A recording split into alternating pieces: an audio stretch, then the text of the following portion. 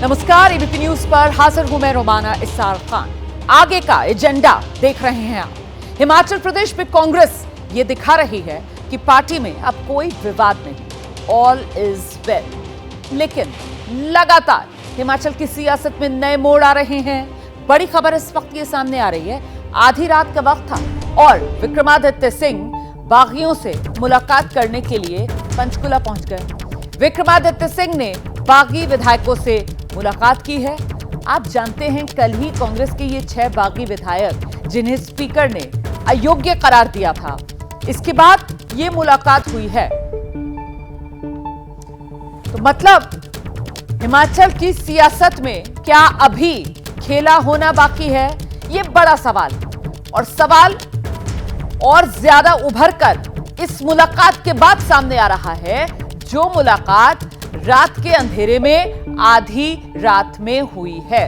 और ऐसे में अब सवाल ये कि ऑल इज वेल हिमाचल की सियासत में, या फिर पिक्चर अभी बाकी है? और ये सवाल क्यों?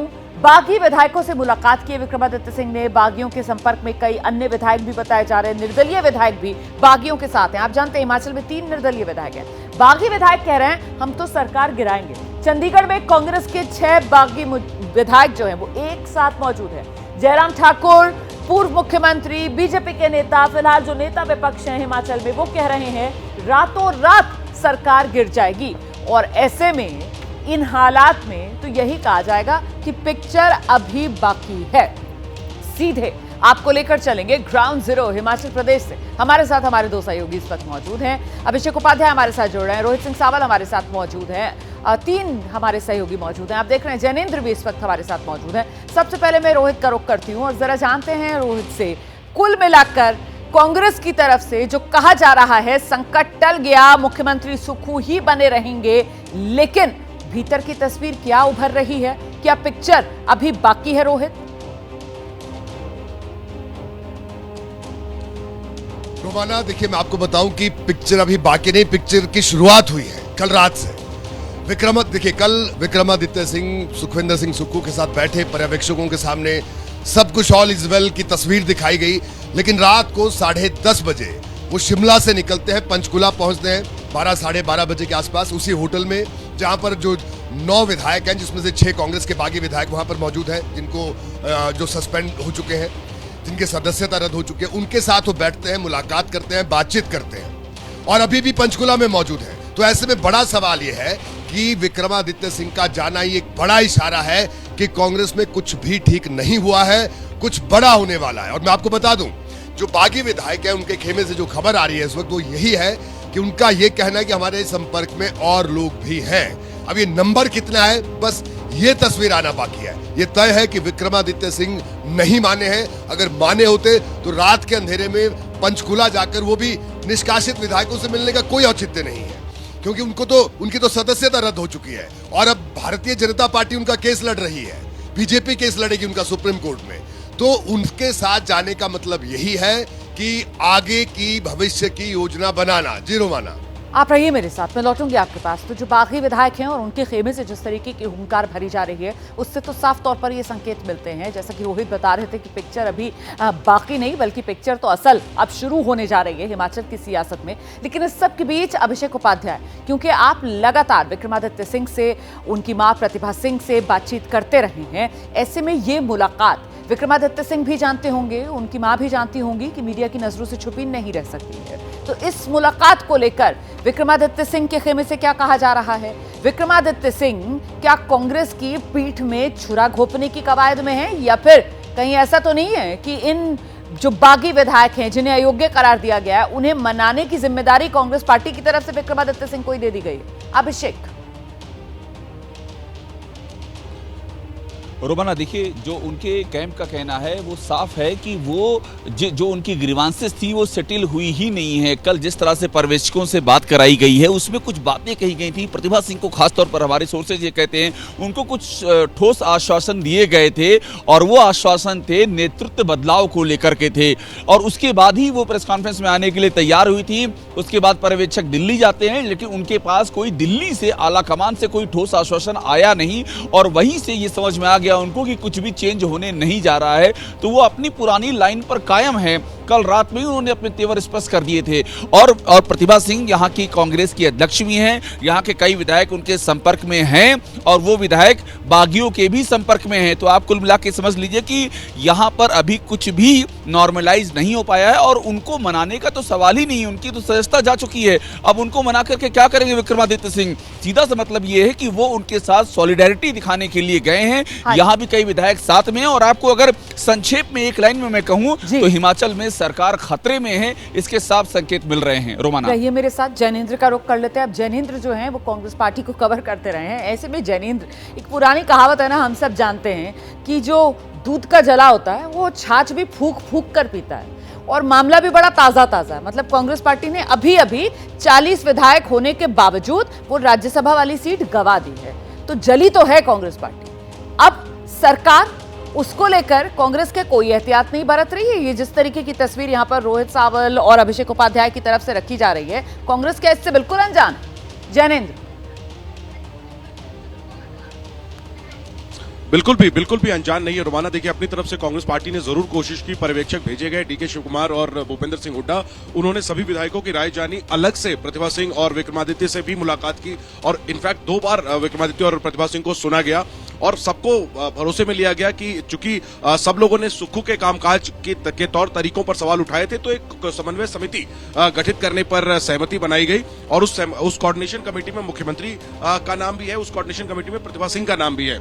लेकिन मैं कल से ये कह रहा हूं कि अगर इस बार प्रतिभा सिंह कैंप यानी विक्रमादित्य ने आर पार की लड़ाई लड़ने की ठानी है, तो फिर ये सरकार नहीं बचने वाली है। 6 और जो बात रोहित और अभिषेक बता रहे हैं वो बिल्कुल ठीक बात है, क्योंकि अब संख्या के गेम में, नंबर के गेम में बीजेपी बहुमत के आंकड़े से सिर्फ 4 सीट पीछे है और विक्रमादित्य के पास कम से कम 4 से 5 विधायक तो हैं ही अपर हिमाचल रीजन के, यानी शिमला रीजन के। तो जाहिर सी बात है, अगर प्रतिभा सिंह कैंप ने यह ठान लिया है कि सुक्खू सरकार को गिराना ही है, तो फिर उन्हें कोई नहीं रोक सकता, कांग्रेस नहीं रोक पाएगी इस बगावत को।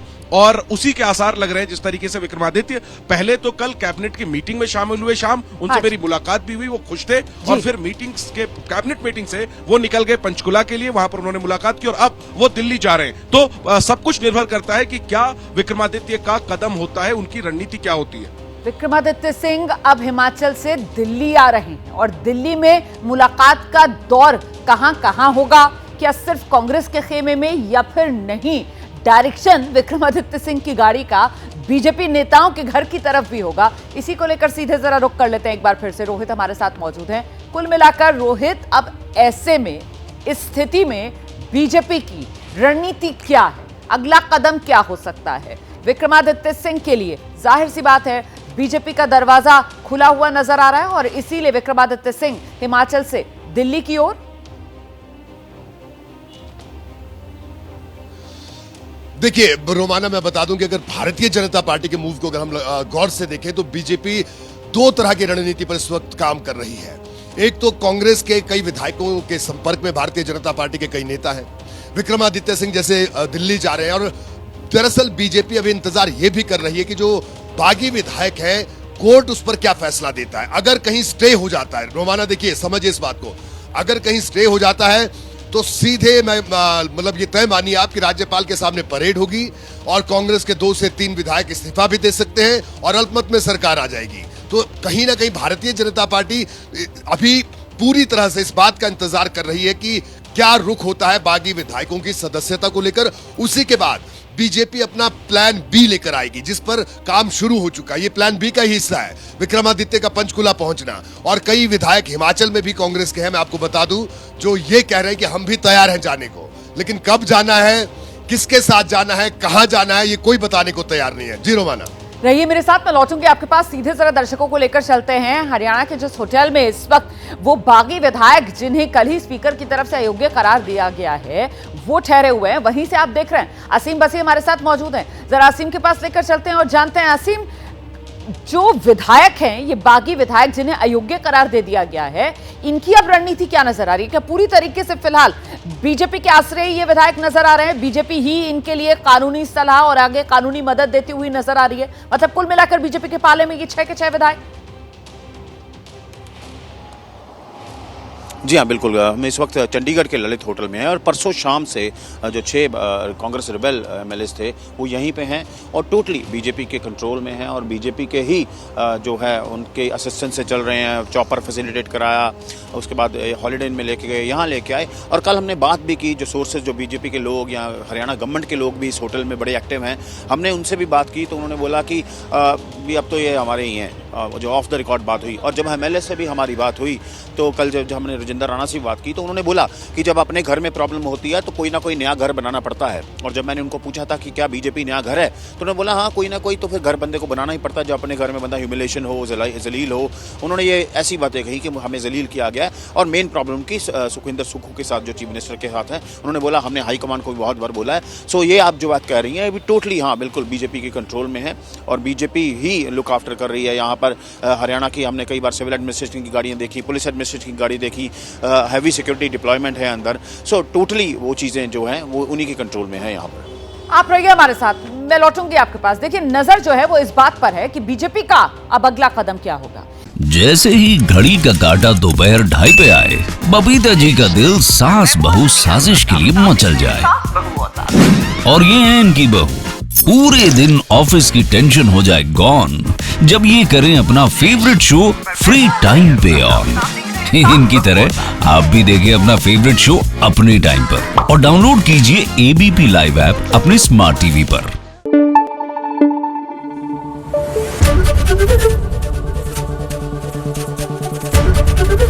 एबीपी न्यूज आपको रखे आगे।